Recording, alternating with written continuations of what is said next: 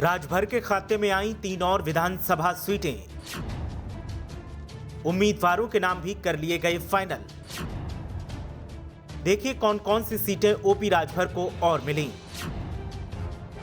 नई सीटों पर किसे दिया ओपी राजभर ने टिकट।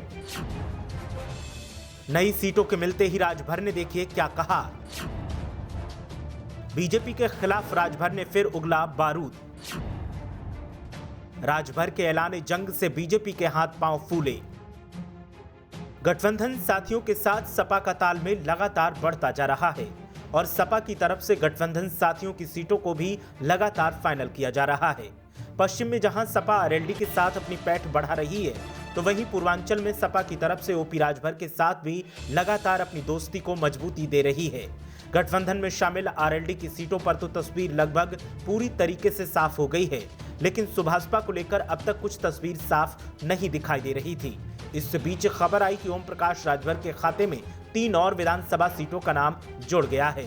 ओम प्रकाश राजभर की पार्टी के ऑफिशियल्स ने इसकी जानकारी साझा की। साथ ही जो सीटें मिली हैं उन पर उम्मीदवार कौन उतारे जाएंगे, उनके नाम भी फाइनल कर दिए गए हैं।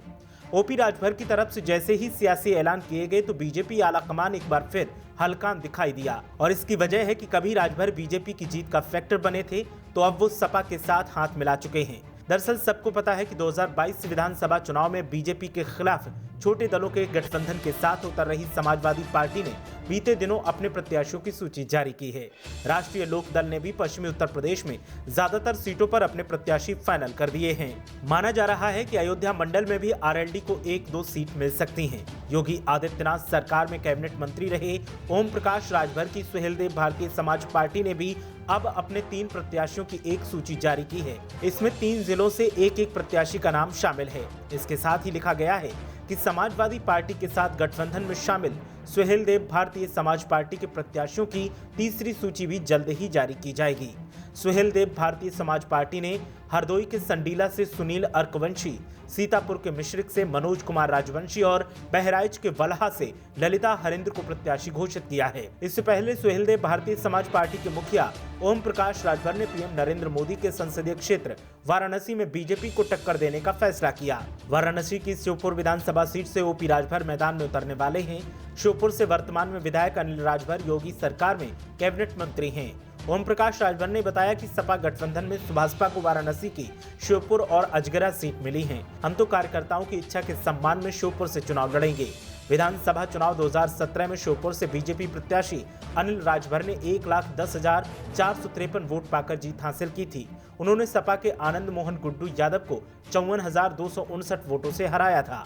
तीसरे स्थान पर रहे बीएसपी के वीरेंद्र सिंह को 46,657 मत मिले थे। इसके साथ ही अजगरा सीट पर भी प्रत्याशी जल्द ही तय होगा। अभी उनको गाजीपुर की जहूराबाद सीट के फाइनल होने का इंतजार है। ओम प्रकाश राजभर जहूराबाद से चुनाव जीतने के बाद योगी सरकार में मंत्री बने थे।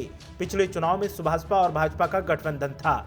सुभाषपा को गाजीपुर में 2 सीटें जहूराबाद और जखनिया मिली थीं। जहूराबाद से सुभाषपा अध्यक्ष ओम प्रकाश राजभर विधायक चुने गए थे, जबकि जखनिया से त्रिवेणी राम विधायक निर्वाचित हुए थे।